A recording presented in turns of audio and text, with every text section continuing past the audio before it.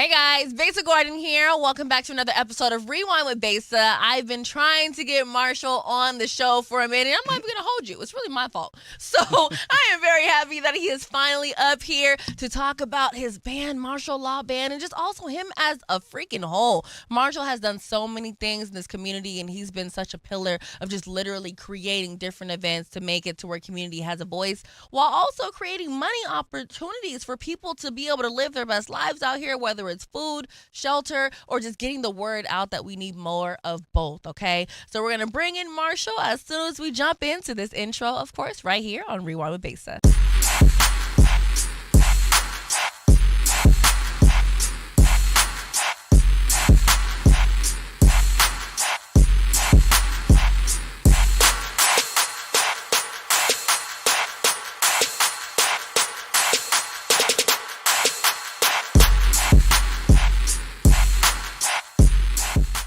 Marshall.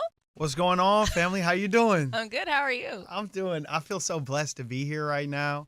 It's such a full circle moment. I know we've been talking about it for a while, yes. So I'm just excited to be here, to be honest. I'm excited to have you here. I've been following you for a minute, and I think that this is the perfect opportunity for both of us to be able to have this conversation, whether it's like at the top of the year, whether it's after your amazing gala that you had, or me just seeing you at Medium's event. Like, I feel like there's been so many things that have happened over the years to where this is like our perfect opportunity to talk. Yeah, it culminated. I feel like it's perfect timing, and likewise, I've been watching your ascent through all the different media ranks, and just had admiration for the way you're moving in the city. So, respect to you, praise to you, flowers to you, and thank you for having me. Flowers to you, man, and you pulling up. Like, okay, let's get into it. Absolutely. So, what people don't realize is that just like me, you started out on the street team-esque. Yeah. Of iHeart. Yeah. I don't even know if it was iHeart back then. I think it was iHeart. I think it was Clear? like recently. I think it was just recently iHeart.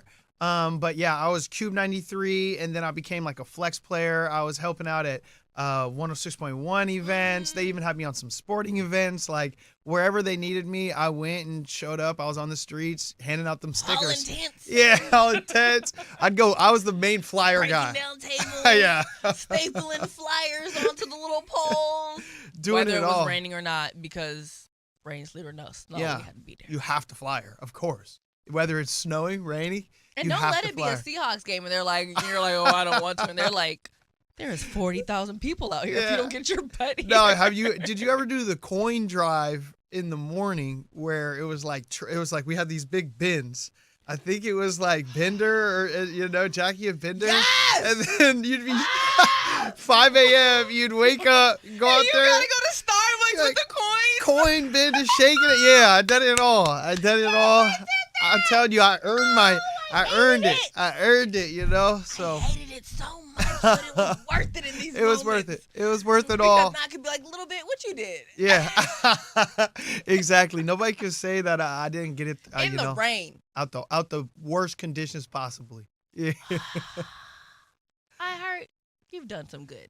You've at least helped me out. I know that for a fact. So I got nothing but love for iHeart because it made me grow up fast. And I left school to pursue music, and I got this internship, and I really thought like, oh, I'm about to meet J. Cole, and then he's about to sign me, and then it's up. But no, I learned a lot of the don't work like that. Yeah, the grind that really goes into it, and how to respect the industry, and whether it's music, radio, or just media in general, there's a protocol that you have to go through, and there's so many people behind the scenes that make this whole thing move. So to start from the street patrol and ground up, and to be here is such like a full circle moment. And I did everything the exact same today. I took the same bus. I walked down the same street. I walked in the exact same way, pressed the same elevator button, looked at the mural in the lobby and took it all in, and looked at the same freight car or whatever they got. Come on. You know? The thing that shakes the building, that's right. To where when I'm doing interviews, people are like, do you feel that? I'm like, yeah, I do. It's fine. The train is natural. You can see it right through that window. Yeah. There it goes. You're all right.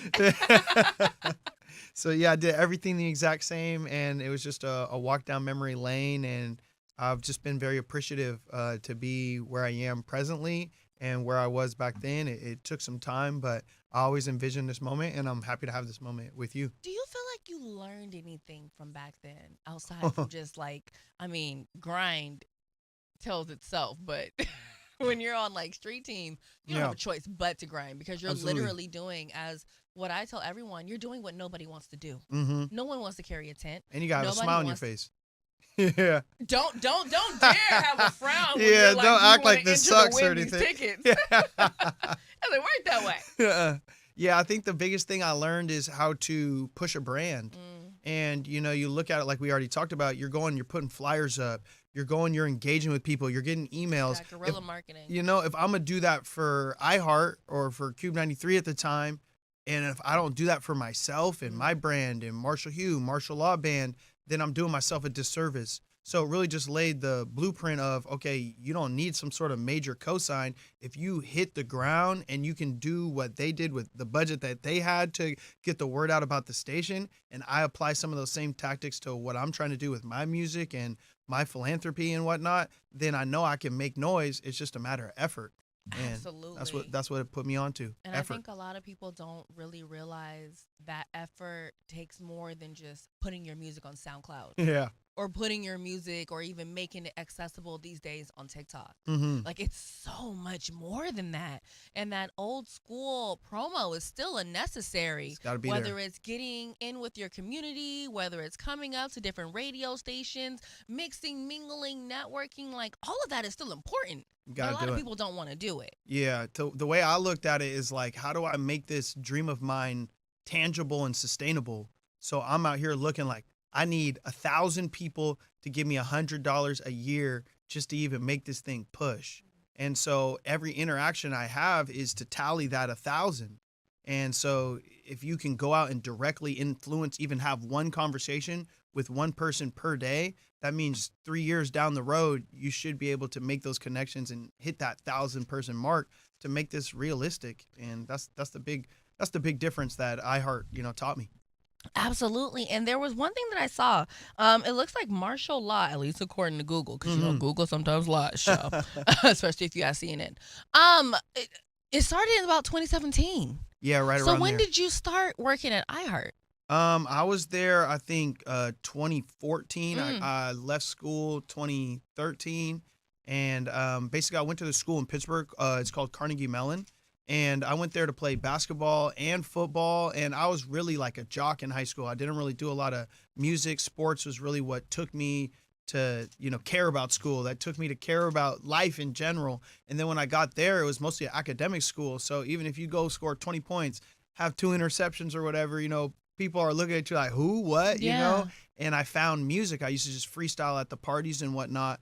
And once I started rapping and I started getting that energy, I'm like, man, this is the same thing as sports. Like, I'm really feeling that rush. And I started my sophomore year.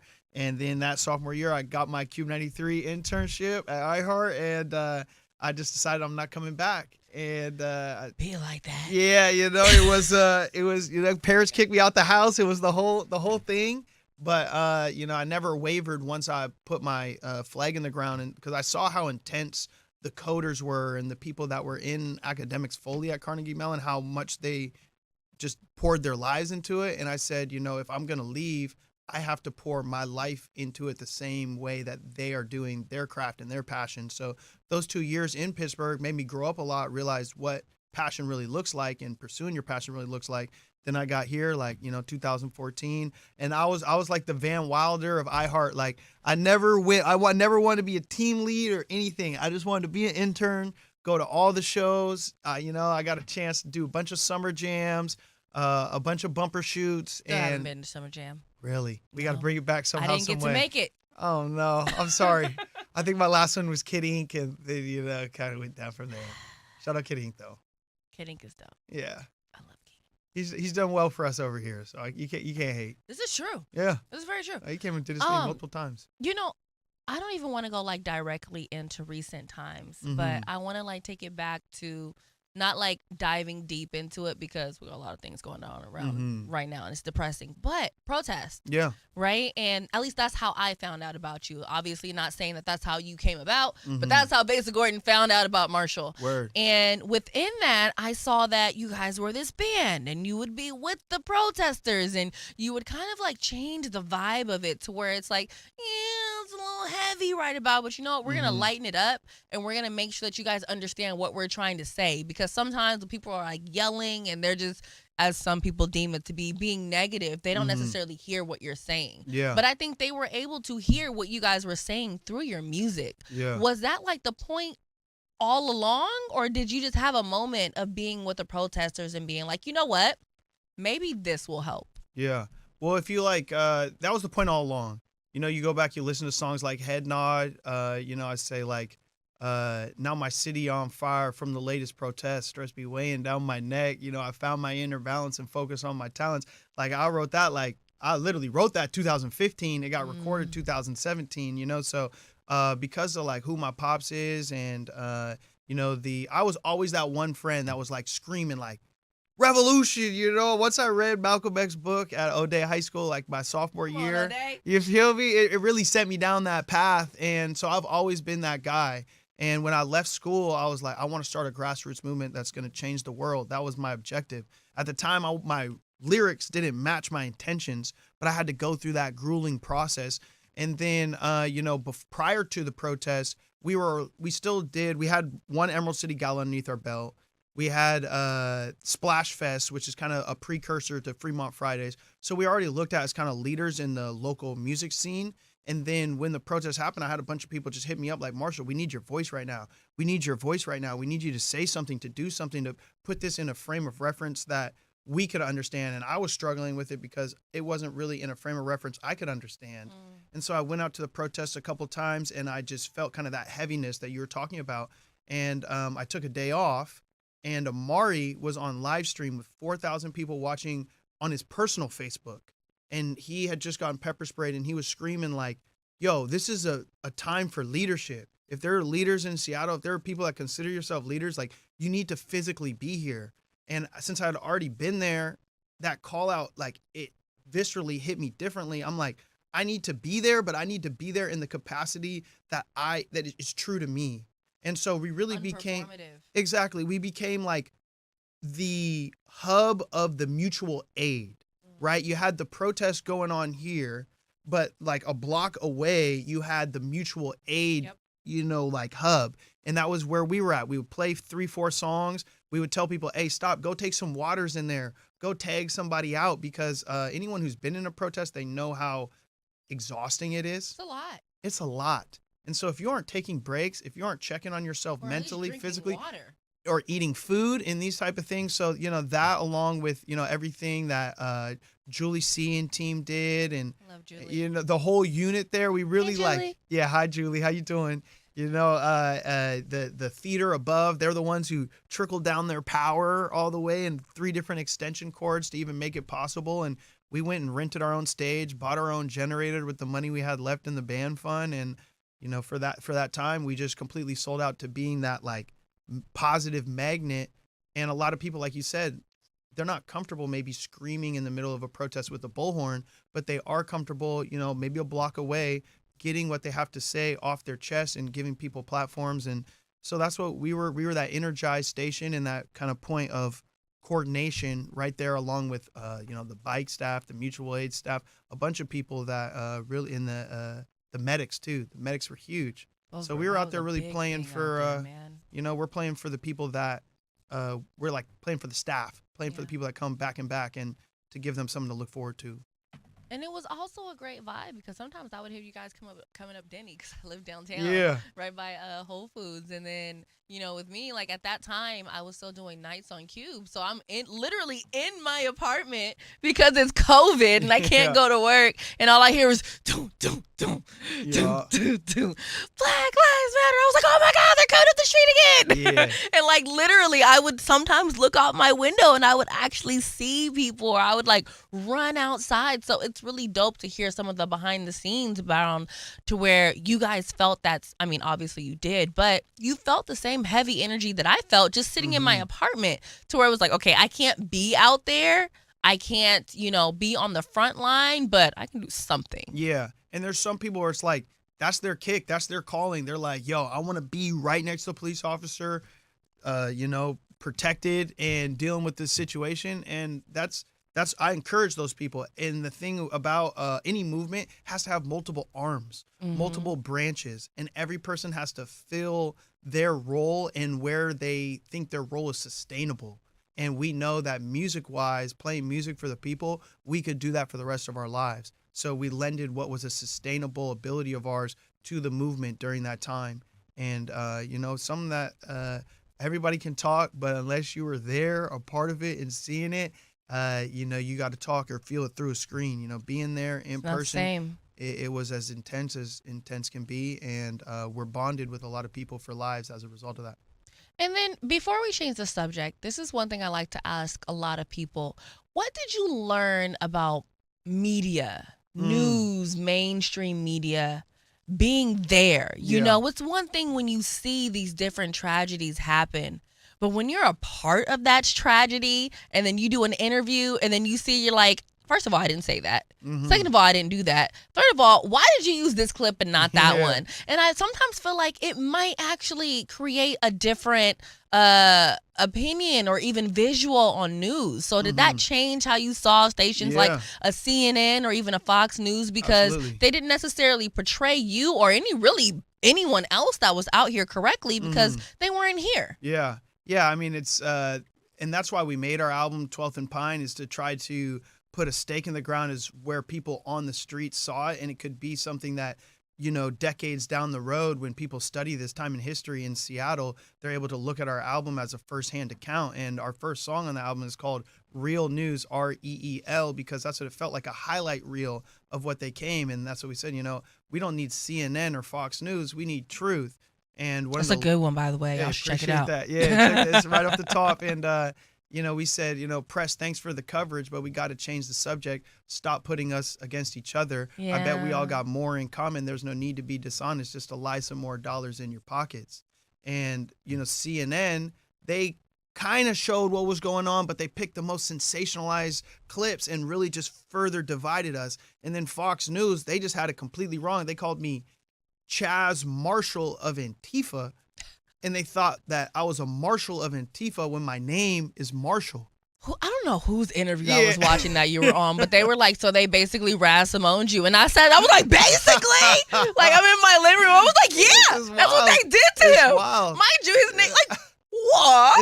It's my name. If you needed more information, you could have just asked. Literally, and so it was just a realization that, national media, whether they're on the left or the right, they're going to do what increases clicks, increases revenue at the time.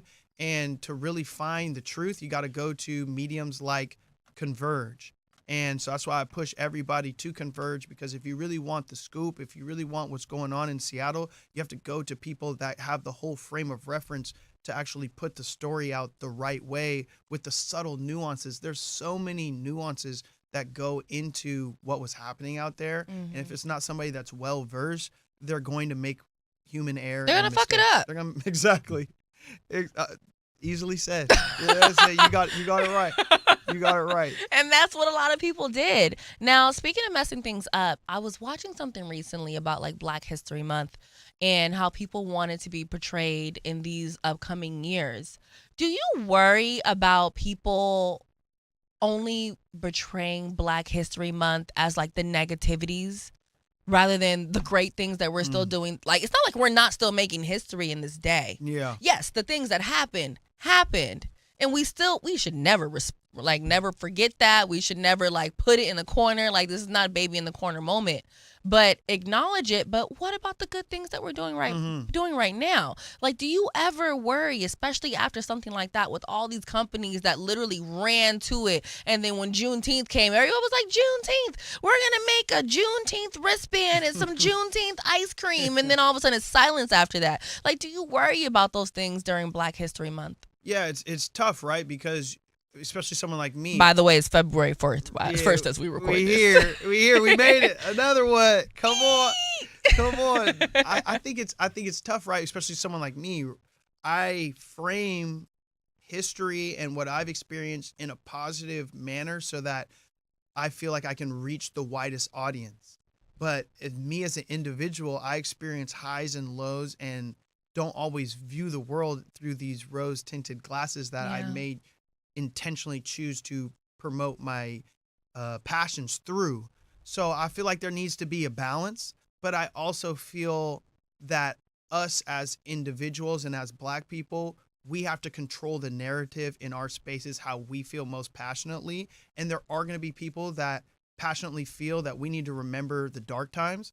And there's people like myself that feel like we need to create some healing spaces and progressively move forward. And I think those two actions will counterbalance each other, and we're working towards progression. And so that's how I look at it. I don't feel like it's just like I have to run what I'm comfortable with, but if someone had a different opinion than me and wanted to highlight maybe the dark times, that's what they feel passionate about, and they're just as entitled to push that as I'm entitled to push bringing people together. So, that's how I look at it. I'm going to do what I do, but that doesn't mean that other people shouldn't do what they feel in their soul. And it's going to be, we need those counterbalances. I definitely think that we need those counterbalances because we don't want to forget. I saw that they were, I don't remember who said it was, but they said they made Mansa Musa white in the history books as of recent. And so I absolutely think it's very important for us to make sure that we talk about the things that happened in the past while also talking about the positive things that are happening in the future and the things that happened in the past. Because a lot of times I feel like when it comes to Black history, everyone's like, okay, slavery this, slavery that, boycott this, boycott that, which is those things happen and I'd be damned if we forget them. But we still have these great things where it's like, you were just recently on TEDx, you know what I mean? You've been in all these different spaces, and it's like those things should not be forgotten along with our history, but it also shouldn't be washed out by the negative history, if that makes any sense. Yeah, I mean, it's one of those things where it's like the reason I'm able to even go on platforms like a TEDx is because I stand on the backs of giants and people not only in my family, but people in this region that have made so many sacrifices, and a lot of those are negative and dark times in their lives, to be able to allow me to shine. So you got to pay homage to the past, but you also can't be bogged down by it because it's our duty to progress it. Now, let me ask you this. What does bringing love to the community look like to you within music? I remember when I grew up in the Central District on 19th and Cherry. For those that don't know, we used to have block parties. And then we would have music, we'd have food, and it was just great energy. It didn't matter if there was a band there or if there wasn't a band there, but it was just pure, amazing energy. And that's something that you always talk about bringing forth with your music and just the different things that you're cultivating for our community. So what does that look like to you if nothing goes wrong? Yeah. Well, I think kind of one of the wildest things is I've been through so much and been blessed to do so many things that sometimes I forget about some of the things that we've done or we continue to do. And what bringing positivity directly to the people looks like for us is breaking out our parade float, the SS Jelly Bean. Come on. And literally strapping and zip tying down all of our instruments and revving up our generator and driving directly through the streets of Seattle. We went all the way from Fremont to West Seattle, playing music live for the people on the back of a parade float. And it was just the wildest thing to go from where we have police, chasing us, tear gassing us, to literally a police escort driving us through the city. So how many times was the difference for that to happen? I mean, we did it without asking any sort of permission. Which matters. Yeah. You know what I mean? Like you did it. We're going to just do it and deal with whatever repercussions come with it. So the way that the SS Jelly Bean came about is we had dropped 12th and Pine, Okay. and I'm like, we got to figure out a way to promote this. Everyone's like talking. I'm like, what we should do is get a parade float, and everybody in the band just laughed. They're like, ah. I'm like, why are you guys laughing? Like, I'm being serious, and it kind of just put a battery in my back, lit a fire. I'm like, nah, I think I know somebody at the Fremont Art Council. Like Like, what the called hell? them. I'm like, yo, you got a parade float lying around? They're like, actually, I think we might. So we went, we, reupholstered it, got everything back. Shout out Matt, shout out Mercy are in the band. They, did a lot of the hard work. Ayana, the girlfriends all came together, painted it and whatnot. And we just strapped it to Matt's truck and got a new hitch and just started driving down the street playing music. And people's response was they were very thankful that it was a great way to bring music back to the people. It was a safe way to do it during that time. Mhm. And I vividly remember being right there at Taco City. Taco Rainier. City is a street. Yeah, it's one of the spots. You know what I'm saying? That's one of the spots. I had a quesadilla there. I was like, on. I don't know enough about cheese, but this is some good cheese in this quesadilla, ma'am. Where did you get this from? Right? And we were posted right there in that turn lane for about 45 minutes just playing music. And I remember an officer just driving by, and all of us just looking at him like, what's your next move? What's the move, sir? And Brad just drove on. He's and like, not live your today. life. And that was a really special moment for all of us because there was a guy named Dr. Wonderbread who was like an old, about like an 80-year-old man, and he actually got out of his house during COVID, drove there and was playing, like he plays different percussion, and was playing on the Jelly Bean with us during that moment. And then he passed about like 2 months after that. That was the last time that Wonderbread and I got to play together. And that moment was just like, man, we're here standing up for something. We're bringing music directly for the people, and it's influencing this 87-year-old white man on his deathbed to come out and be a part of it. Yeah. And he would rather risk going out during, COVID. During COVID, he said, I'd rather play music and be a part of this before I pass. And It's wild. That's what it's like to bring music to the people. To me, and bringing love to the people is going and directly showing up on their doorstep, whether they want it or not. You go, here it is, MOB. Let me ask you this, though. We talked about this a little bit earlier. Fremont Fridays is coming back for 2023. Yeah. Does anyone need to expect anything different? Any upgrades? When can we pull up? Yeah, so what we're trying to do, I mean, the thing is, it's been all self-funded. Yeah. And we've had some opportunities to self-funded, as well as the Bar LTD. Shout out my boy Jack. They're the first people to really break the model of artist and venue relationships, which is a big thing here in Seattle. And what they basically said is, if we do well, y'all will do well. Mm-hmm. And if we sell this amount in alcohol, then y'all will receive this. Mm-hmm. And that's allowed us to keep it free and to use our Jelly Bean as a stage and to use our sound system as the production. So the first 2 years, it was independent. It was us and Mediums Collective coming together with people like Riker behind the scenes, booking people. Hi, Riker. Hey, Riker. I'm meeting with Mike Riker later on at my spot, Jerk Shack. I love Riker. Whoa, when are you guys going there? Come on, right wait a darn minute. Yeah. When does this happen? What time right is after it? this. Yeah, right after Riker, this. I might pull up on y'all. Wait a minute. So it's like Rasta pasta. Yeah, come on, I'm telling you. I need that. I'm No, I'm telling dead you. serious. I might pull up with y'all. That was the spot. You told me like, hey, what's your favorite spot? That was about to be my spot. Okay, we need a second one now. Oh, Taco City. This is for 9 randoms, Marshall. Okay, my bad. Well, look, Yeah. we know that Marshall's favorite. Okay, wait. We're going to bring that back a little later. Okay, good. But Yeah, I'm pulling up. please do.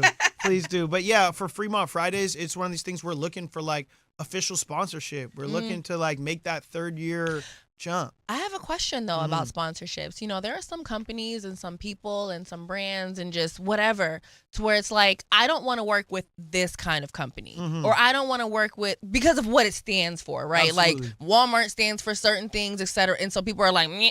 Is there a certain kind of company where you're like, these are the values that I really want to partner with? Yeah, it's a fine line, right? Because you look at somebody like Nike, for example. I would love to do a partnership with Nike, but that doesn't change the fact that I don't disagree with their manufacturing processes. someone like I didn't like how the NFL did Kaepernick, but now Mm. Kaepernick is working hand in hand with them to try to accomplish a bigger mission. So it really is just, I don't feel like anybody who's in a position to give $100,000 to a person like myself is probably has the squeakiest clean of paths, to be honest. Where are the You know, lies? I so don't I'm hear going any. to have to evaluate it on a case by case basis, look at what we're capable of accomplishing with their support versus their past, and make a judgment call. And that's just the reality of the place that I'm in right now. And I would love it if some black owned company came in and said, Marshall, I see what you're doing. I see where you're trying to take this thing. I see how hard you've been working, and here goes the money to make it happen. If that happens and you're seeing this right now, please, I would love that. But if Target comes calling and we're gonna make a deal, because I know that given a platform where I can take this and where the people around me are prepared to take this, and that it comes to a larger point. Myself, you, and other select people of color in this region are actually prepared for the moment, are actually prepared for the spotlight. And when that time comes, those people are going to be able to handle the day in and day out rigmarole that happens and the intensity that happens, and be able to create a launch pad for generations to come. And so that's not going to happen for me without getting my hands dirty, Yeah. so to speak. I have to go and physically be the ones that takes the criticism, that takes the side eyes, that takes the rumors and everything. Because if it's not me, who's it going to be? It might be somebody 10 years down the road. People that look like us don't sit in these seats. Yeah. So I got to make some hard decisions, and I got to live with them, and I got to do it with the full speed mentality. I'm not here to half step. I'm a nice guy. Everybody knows that about me, but those who really know me know how intense I really am and how intense you have to be to even be sitting here right now, Mm-hmm. especially looking like how we look in this city. That part. You know? Now, let me ask you this. Now, getting into community things, is that something that you grew up being part of, or did you take that on yourself? Yeah, it's always kind of been. Because, like, I know for me, it's not something that I, like, grew up part of. It's something Yeah. kind of, I'm like, oh, okay, well, let me do this, let me do that, you know? That was, because so my dad's from South Central LA. My mom's from Tucson, Arizona. They met at Lewis and Clark University in Portland, and then moved up here with my dad getting in kind of the tech sphere. So I've always been raised, like, my summers are in LA. I've always been raised with kind of like a South Central mentality. Mm-hmm. And I was raised in Mill Creek. So I was one of like a few black people, and I was always the person like, hey, if someone needs to talk, Marshall, you go and talk. So I was always that person. I was like class projects or whatever, I was talking. Then around the third or That in between. yeah, and then around the third or fourth grade, I can never forget, I played rotary style for the first time. And my pop said, look, you're going down here every week until you understand what it really is out here in this community. I ran SCAA track, and I went to O'Day High School. And that's when I really started to immerse myself in the Seattle community, to where it's like, I did this thing called Teens in Public Service, and I went and did a internship during the summer with this place called Morning Star, which is for a kindergarten, basically a kindergarten for kids in transitional housing.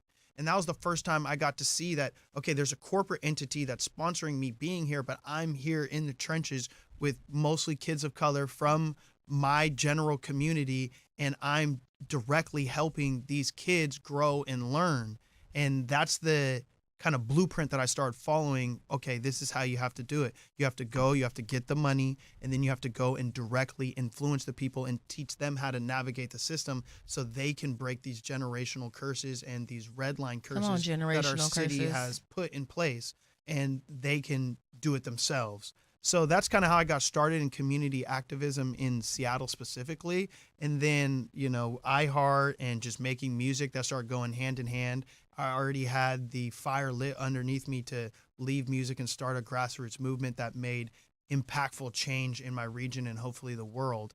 And it kind of just became a perfect storm of, making music, being a public face, and using my background and my family's background to change things around here. And then real quick, coming into this community of just being like, look, we can make things a little better. Have you been following what the students have been saying these days, especially the ones at like Rainier Beach and Yeah. even UW? Like, they're not having it. They're completely, Like they're ready. they're not having it, and Yeah. I love to see it because you look at a lot of our Black leaders and community leaders from back in the day. They were like 19, 20. Mm-hmm. Sometimes they were 17, 18, but you just didn't realize that they were that young because they were so knowledgeable of what it was honestly common sense, but I digress. Yeah. You know what I mean? So what are some of your thoughts on what these kids are doing, or even just positive words of encouragement that you might have for them to keep making sure that their voice is heard? Yeah, I got to give a big shout out to Converge because I've been able to follow along because of the coverage that Converge has been doing on the front lines to highlight these youth. The youth is the future, and they have an ability to believe. I feel like as we get older, we get knocked down so many times and told no so many times. We don't even dare to dream. The youth has the ability to dare to dream, and they're going to be able to be the ones to be on the front lines, and they also have the physical attributes to go out there and not only talk the talk, but walk the walk. And that was a big thing that I felt like Seattle, when we went through our big protest phase or whatever, we didn't have the voices that were talking the talk and walking the walk. These youth that are stepping up now, if they can be consistent through their teens and their 20s, they're the ones that are going to build on. I talk about how I stand on the back of giants. These people are going to stand on my shoulders and what we've been able to do and take it even further. So I got to shout out the youth in a lot of ways and just continue to dare to dream because y'all have it. You know what's right. You intrinsically know what's right. Keep following your moral compass and just be bold. Be bold. Don't let people that are older than you tell you, oh, no, don't do it this way. Go find out for yourself. If you find out and you learn that was the wrong way, that at least you had the courage to do it. And let your voice be heard. There was one thing I was talking to Gurmai about. He was like, these kids are the closest to these problems that we're talking about right now, but I never hear their solutions on TV. They never talk about their solutions on the news. And I'm like, that's because more people like you need to be there. Yeah. If all the council members and all the news anchors and everyone that pops up at 6, 7 in the morning would actually be there with these kids at 3, 4 in the afternoon, maybe more of this stuff will be on TV rather than just when, the mayor or the governor pops up. And then we could actually really hear what some of our ideas are doing to these youth. Like things you thought of 4 years ago was affecting people in high school right now. Absolutely. I got to also give a big shout out to Gurmai because Gurmai went to Stanford with my sister. And when I went to visit my sister, I met Gurmai on a basketball court. He had a basketball tournament. And so it's just crazy how small the community is and how tight-knit it is. And to see what Gurmai is doing, it gives me confidence and belief that I could follow in his footsteps. So I just want to be that type of example to that next generation that's coming. So we just got to shake things up and do it unapologetically. And we have to do it. Gurmai's got his lane. I got my lane. You got your lane. There are Black people in this city that are prepared for creating wider lanes for the youth to run through and then bust the doors down. Absolutely. You recently did your Emerald City Gala at the Crocodile. That was the first time I went to the Crocodile after it moved to like its other location. And I was like, movie theater, a stage here, a stage there, and another room there, hotels upstairs. It's like, it's really one of the it's became a cultural hub. And what was so beautiful about the Crocodile is they treated me and my ideas like they wanted me to be there and to be successful. That's a huge thing out here. Everything I brought up, it was yes, how do I make it happen? We don't typically do this, but let me ask this person and let's make this happen. And I told him at the end of the night, I'd never felt so at home in a Seattle venue bringing, I'm not running a typical show. I got 15 people up here, 15 people down here. Everybody's dressed crazy. I got to bring in installments. I got the LED screen and everything. And, in the past, people are like, bro, Marshall, no, this isn't how it's done. Instead, they said, I know this is how we typically do stuff, but we see that you are trying to bring a new vision and new life, and we're going to support you as a Black creative. And it felt good being there. It did. And so, we'll be back next year. I like it. It was good. There were people that I met. There were people that I knew that I didn't know that I knew, or people that knew me that I didn't know knew me. Yeah. You know, there was the pictures. I got to meet your dad. I got to see you Yeah. perform. I got to see all these people. And then you went downstairs. It was hip hop. Yeah. Upstairs it was like rock contemporary. And then eventually everybody came together in one spot, and it was Yeah. just like no weird energy, no weird competition. Everyone came together for community and fundraising. Yeah. And that's a space that you created. Absolutely. And it created intentionally, and it's one of those things where if I don't follow out my dreams that I've had since I was here as an intern, and I always wanted to have that mission of bringing people together, if I didn't do it, who would? And so I have to keep carrying this mantle, and I'm very comfortable with Fremont Fridays, the Emerald City Gala, and the music that we make being the contribution to this region as an example of what can happen if you choose this route. And I think it's also important to highlight, like, the space that I create, it's competitive as far as friendly competition, but it's not really like cutthroat. But it's okay to have spaces that are cutthroat too. We know this about being in any corporate high level job. It's cutthroat. Sometimes you don't have a choice. It's really cutthroat. So, I don't feel like every person has to be on some like kumbaya, hug, and that's my thing. But other people, as long as you're approaching things with the same professionalism and intensity that I'm approaching my lane with, then people can pick and choose what they prefer to be a part of. But, the Emerald City Gala is something that not only do we bring 20 different acts together, we do awards, everyone looks fly, it brings the whole city's energy up, but we filled a whole U-Haul full of donations. And on Christmas Day, we fed 723 people and clothed 723 people. That's tangible impact. Yeah. That's tangible impact. So if we can, replicate that, do that monthly, that's just from my organization. If we can find many other people and so many talented, especially people of color, to feel that empowered to go and do it, we can have something for the city damn near every day. And now we're actually working towards healing some of these mental health crises, these food crises, and these clothing, and just a lot of people are sad out here. Yeah. A lot of people are sad. And if you're happy, you need to share that with people. Yeah. No, absolutely. And that's why, people like yourself are so important, because your music is about love and bringing people together and doing things like this, to where it's like, yeah, I'm doing this great concert, but there's a reason for this concert. We're not just out here partying and being like, yeah, and doing a head bop for no reason. Like, there's a reason for this. You know what I mean? There's a bigger purpose outside of ourselves for this. And I'm curious, because as far as I'm concerned, you're still in your 20s. Yeah. Well, something like that. Something like that. No, I just turned 30. What? Yeah, come on.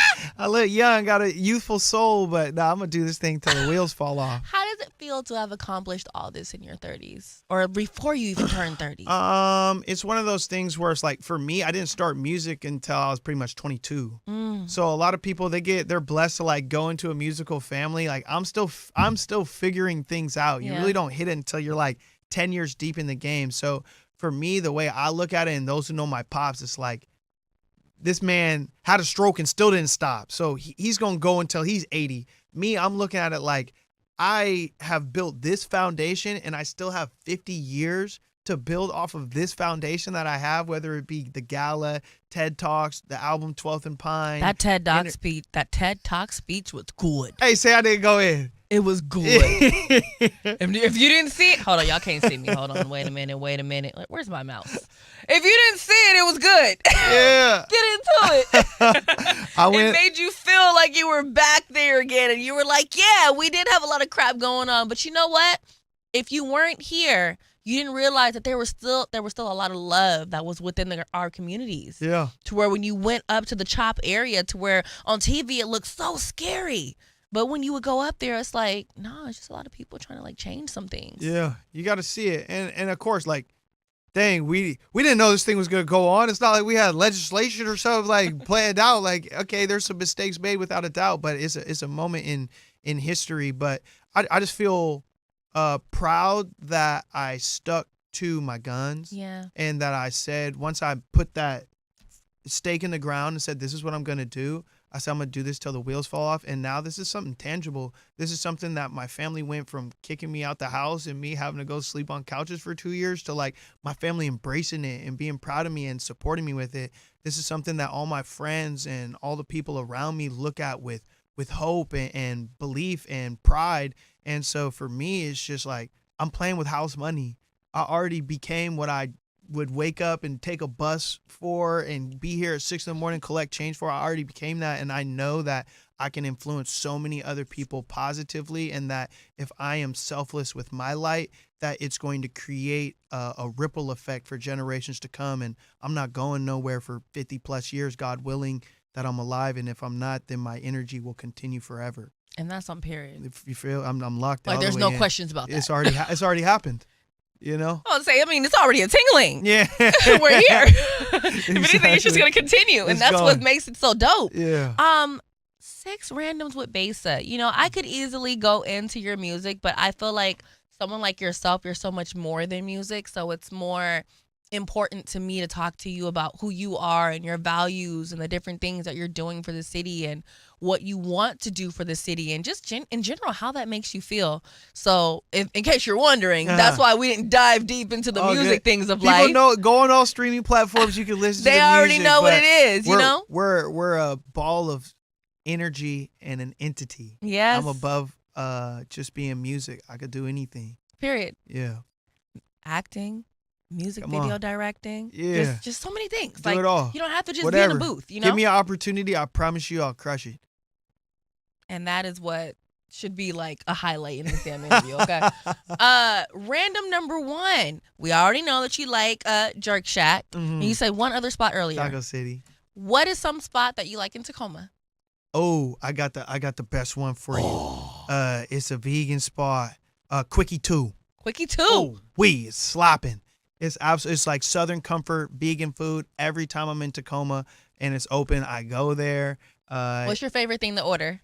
They have like a country fried, like it's like an imitation of like is it a country mushroom? Fried steak. Yeah, I think so. No, I think it's sentient. How do you say that? I don't sentient. know. Okay, you're not. Yeah, I just know a lot of times they do like steak with like a big mushroom these days. No, and it's apparently like it looks it's like and more tastes like just tofu like it. style. I think it's called sentient or whatever. Okay. And it's so bomb. They also have these hush puppies there that are just ridiculous. The green slap, the mac and it's not mac and cheese, it's veganese.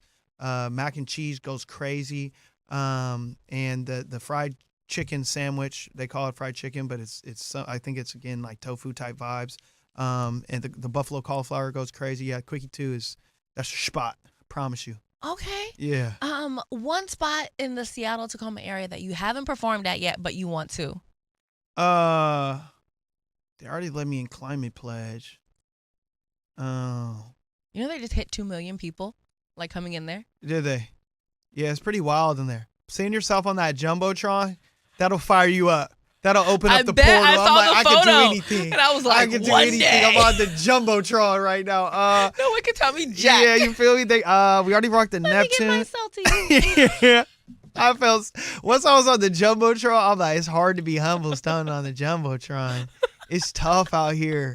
It was already tough out here, but it's real tough out here now. They gotta let me in the Paramount. Gotta let me rock the Paramount. That's crazy energy. I saw The Weeknd there. I saw 2 Chainz there.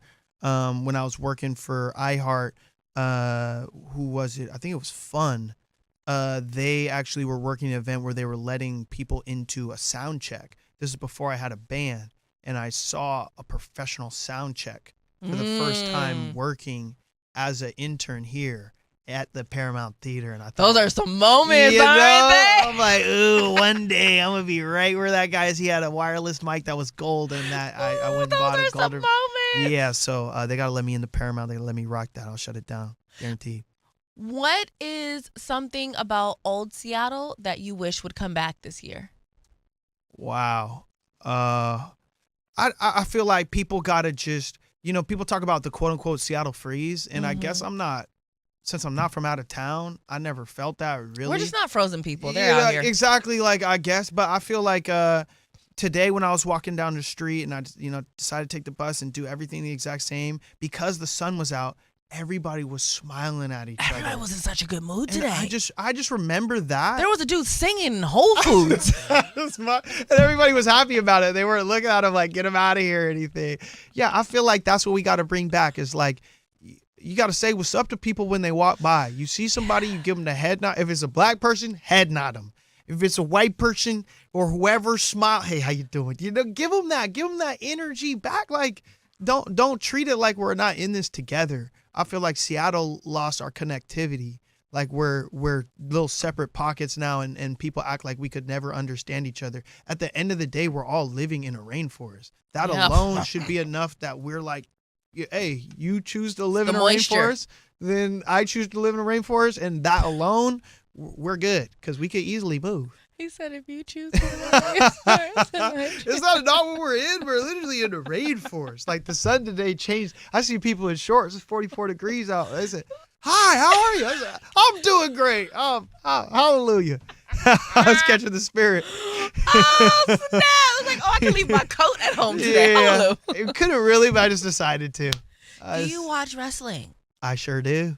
AEW or WWE? I'm AEW because DEFY is the pipeline to AEW. Hey, we know about it. Wasn't I just saying that earlier, It's the JC? pipeline. Oh. We got the minors right here. DEFY is the top. Minors funneling into AEW. They got the talent. So what people don't realize is when I did my first interview with Swerve, that was set up. Shout out I don't know Swerve. how that happened, but wait a minute. Hold on. You're not on my screen anymore. Pause. You're in the show. Those little things where you're like, It's good. okay, there you are. You're back.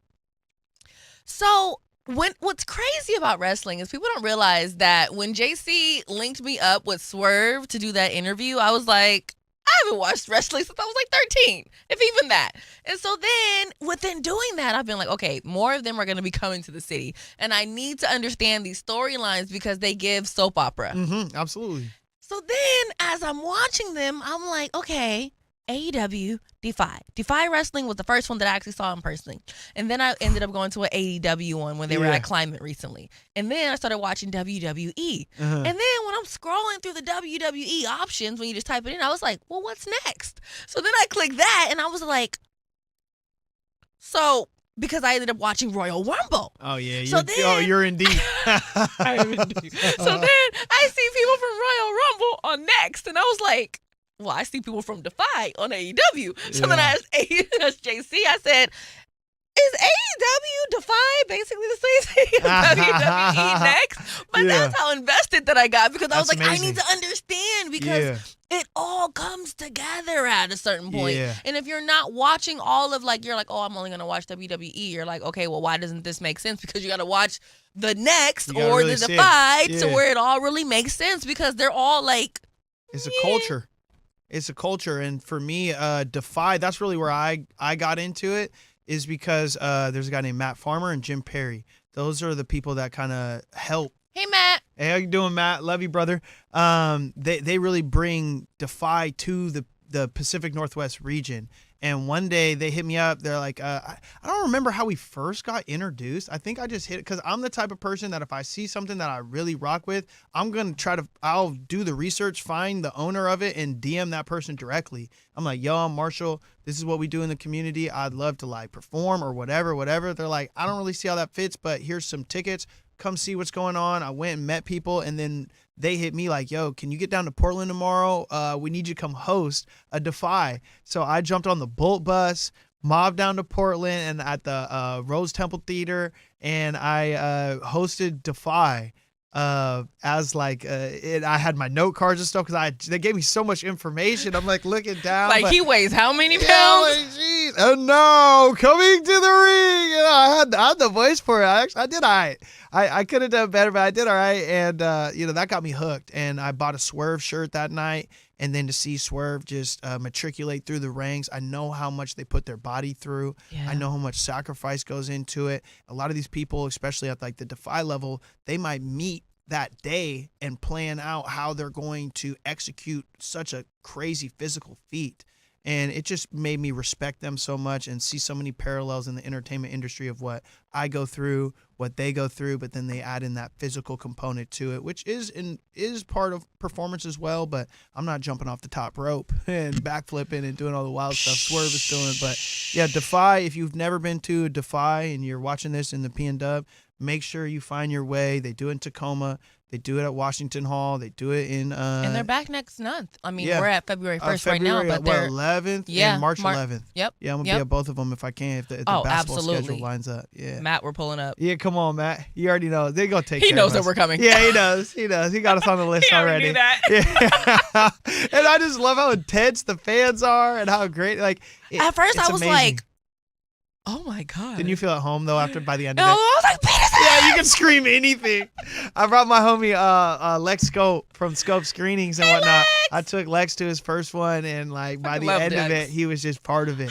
Yeah. All of a sudden, everyone is like, I don't know, everyone's angry by the end, but happy. And yeah, the funniest conversations are gonna be when you go to the bathroom and you just ask people like what's going on and stuff. They're like, man, I can't believe that Swerve did this, man. I knew he was. Yeah, it's just so intense, and they love it so much, and it's that enthusiasm is contagious, and I think it goes back to what we're trying to rebuild here in Seattle is like to just have some enthusiasm for life and day-to-day life. Yeah. DEFY provides that for so many people in our community. It's electric. Yeah, it's amazing. I felt it, and I was like, I don't know what I'm coming into here to.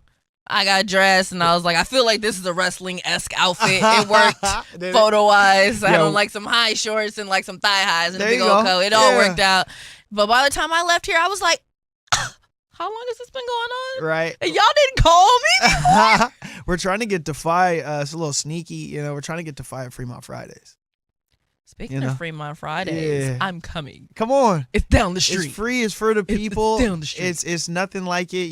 We primarily focus on highlighting, Well, you should get Swerve to perform. It's already in the works. Okay, He's we'll gonna be there. less. He's gonna be there. Absolutely. Absolutely. It's one of these things where eventually I really want to be I want to be on the road about 5-6 months out the year. Right now I'm at the point where it's like 2 months out the year. And then I spent about 3 months in LA. Because you were in London. Yeah, London, Munich, Italy. You're on the move. Yeah, and that's where I find my motivation and my strength is through travels. Yeah. And that's where I feel like I can get a worldly perspective wide enough to bring back something of value to the region nowadays. Before, and that's kind of something that's wild as you work your way up through the ranks.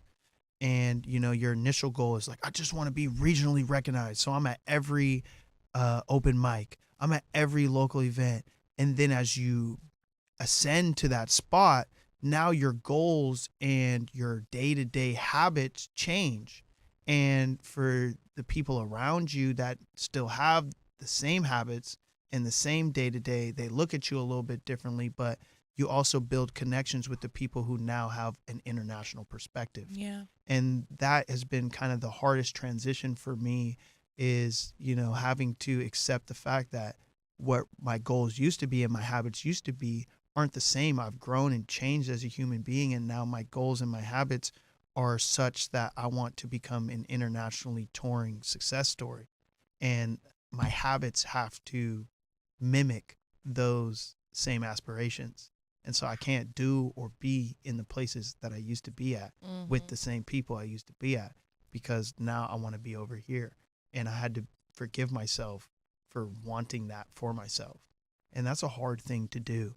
But I am very proud of the contributions of Fremont Friday and Emerald City Gala and the Jelly Bean and stuff that we'll continue to do around here. But I got real high aspirations, and they're international.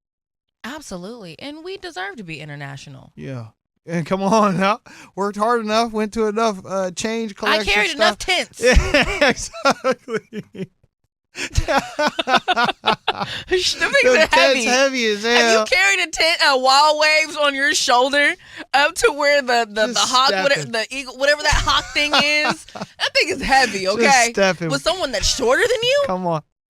There's nothing worse than the uneven tent carry. Nobody understands. Then you got to go back for the speakers. Nobody understands the trouble I have dealt some crap, Yeah. okay? Carrying Super Sam's DJ stuff. I and never had to do Vegas, that. Actually, I did Vegas have to DJ do that stuff one time. heavy. I will say that they were very helpful, but only because I'm a girl, but I still had to carry a table and a tent at some point. Got it. It don't feel good. Got it. Real quick, last two questions. Number one is, oh my God, where did it go?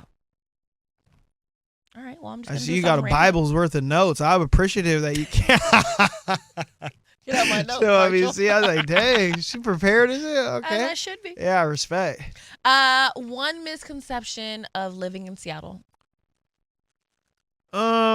People think that it rains all the time, which it kind of does. But in every day that rains, if you wake up early enough, you're gonna find a pocket. And if you do something with that pocket, your life will be exponentially better. So you have to get on your app. You have to see when it stops raining and then get outside and do something in the wilderness, and you'll be a lot happier and you won't be as depressed. One misconception about being a musician from Seattle. People think that we're like paid. You know, we're like the 11th biggest market. The people out here are not giving us big checks, even if we pack out the spot. And it is an absolute struggle. Most musicians that I know have 3 or 4 other jobs to make this thing possible. I feel so blessed that I'm able to do music and coach basketball. And those are the 2 things that I do. But I will show up at Bloodworks Northwest and host a concert. I will show up any and everywhere that they got a check for me, because I want to make this thing happen. So it's one thing to have fame, but fame, local fame, it does not translate to financial success in this city. And you have to break the barrier to a national and international level in major cities to really be able to keep this thing sustainable for artists to come. So if there are artists that you love and you support and they're regional right now, put some money in their pocket, because likelihood is they're probably living paycheck to paycheck. I absolutely agree with that, and I think people automatically assume that because we have so much tech up here, and they're like, "There's so much money in Seattle." It's not coming this way. It's not coming to me. It's not coming this way. I've done about 2-3 Amazon gigs like we were talking about earlier, and the paycheck was cool. But unless I'm doing those every single week, this money's got to come from somewhere. And that, that kind of leads me to like, you got to be innovative out here. One of the main things that we're creating, and I would encourage any artist to create, is not only your LLC. We're creating a nonprofit so that we can go after these grants. We can create what we're trying to do is create a nonprofit called Music for Everyone. So we would bring music into spaces that aren't traditionally marketed to. So whether it be like senior homes or, those that are living with disabilities, we'll go and play music directly for them. And then we can receive grants for those and create specific positions and roles that actually has some, an actual stipend and a salary. And then just maybe we'd be able to do music for the next 5 years. Come on, salary. So you have to get creative, you have to get innovative, and you have to look at it like a business for even these corporations and this tech money to even be in a conversation for what's going on. I absolutely agree, and I think that that's something that people don't understand about Seattle. There's so many different layers to this city, to where it's like it's way more than just Amazon. Hell, they're not even reopening up their office in downtown Seattle, so that's how much y'all really don't know about it here. Okay. Before I get you out of here, is there anything that you want to tell your fans, your supporters, your family? I just want to say thank you for allowing this full circle moment to occur. And that you guys all have poured so much life into me, you included, that I feel an obligation to share this light and to lock in and progress. And I'm committed to progressing over this next decade. I feel like I've finished my first phase of this entertainment industry, and I'm prepared and capable of showing y'all a next gear. And I'm ready to take that step into the next gear. The people around me are ready to take that next step. And you're only going to see a higher level of intensity and a brighter, more intense light coming from me. I love it, and we can only get brighter. It's only February, so summertime is coming. Oh, yeah. We got some time to brighten up around here. It's the dungeon days right now. We got some time. Everyone's going to be real pale, including my brown self, okay? It happens. But either way, you guys, look, I want to thank you so much for tapping in with us. I absolutely want to thank Marshall for coming down here and hanging out with me on this lovely, lovely Wednesday, February 1st, kicking off Black History Month with me. I don't know when y'all are going to see this, but that is when he is here right about about now, just so you know, date wise. In the meantime, between time, look, you guys already know what I am going to say. That is, one, make sure you guys keep up with Marshall and everything that he's got going on. Two, keep up with me on social media at Besa Gordon. And three, make sure that you have an amazing rest of your day. And obviously, keep that energy high.